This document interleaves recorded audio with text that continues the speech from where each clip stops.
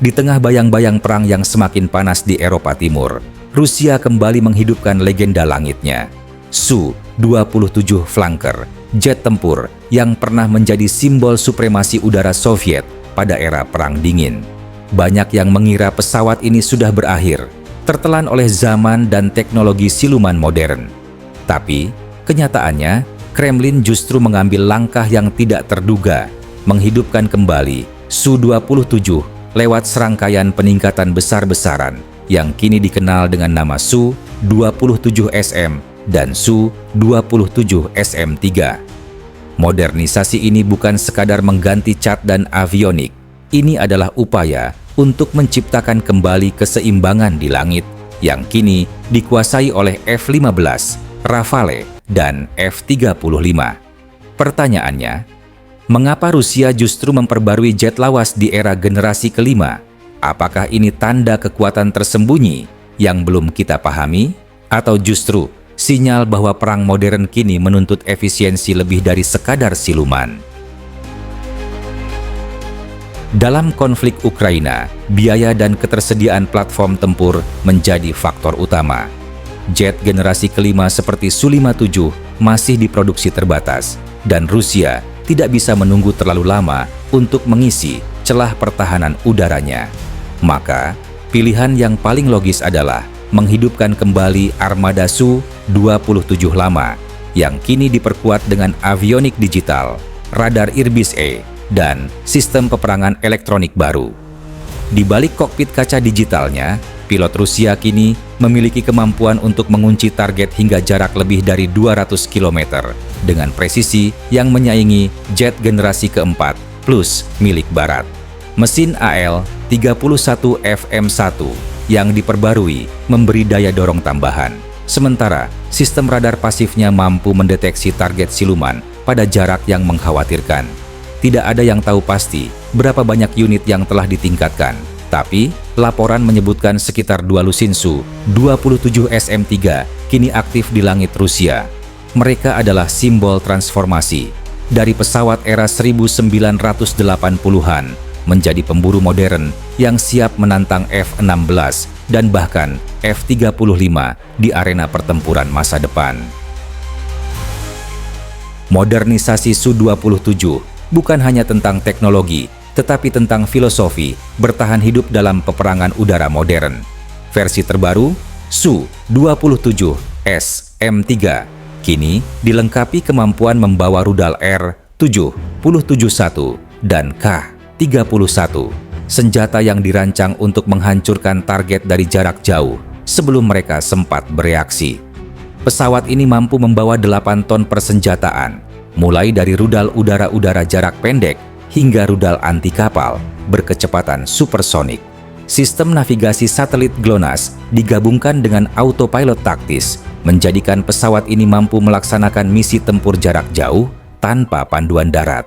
Rusia tidak lagi melihat Su-27 sebagai pesawat tua, tapi sebagai platform modular yang bisa disesuaikan untuk berbagai peran, dari intersepsi cepat, serangan presisi, hingga pengendalian udara jarak jauh.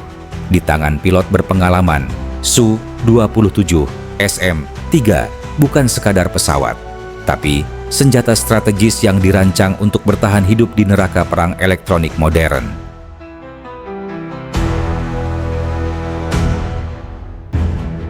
Kebangkitan Su-27 ini tidak bisa dipisahkan dari realitas geopolitik. Di langit Ukraina dan Laut Hitam, pertempuran udara semakin intens.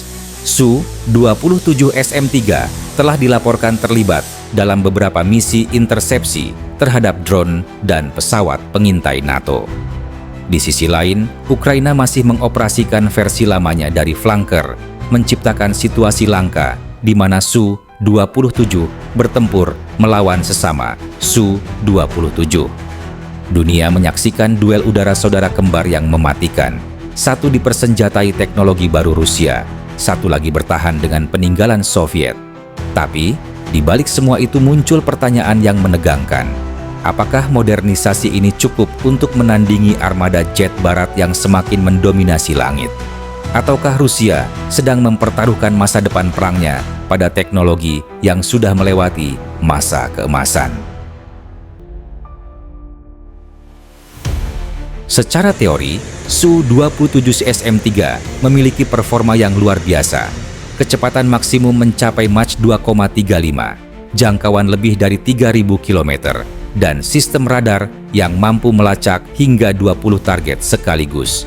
Namun, keunggulan ini datang dengan batasan.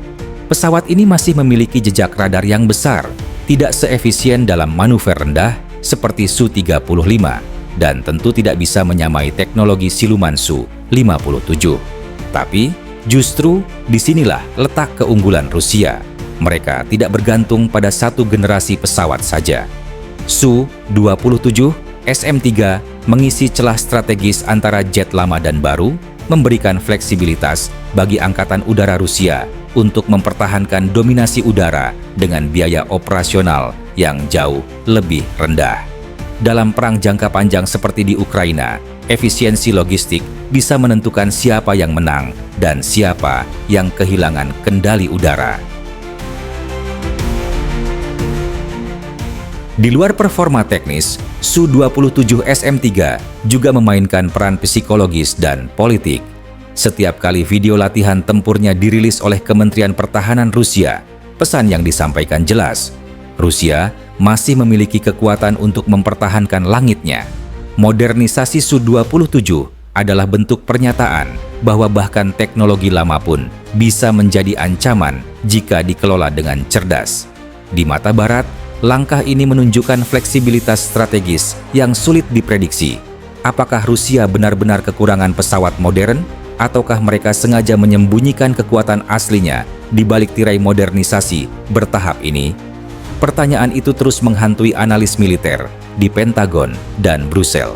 Apakah Su-27 yang kita lihat hari ini hanyalah bayangan dari kekuatan yang lebih besar yang sedang disiapkan di balik layar?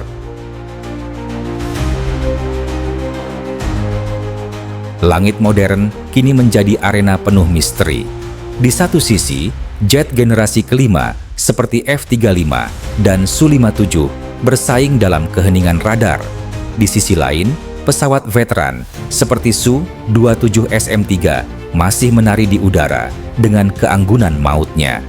Rusia tampaknya memahami sesuatu yang dunia barat sering lupakan.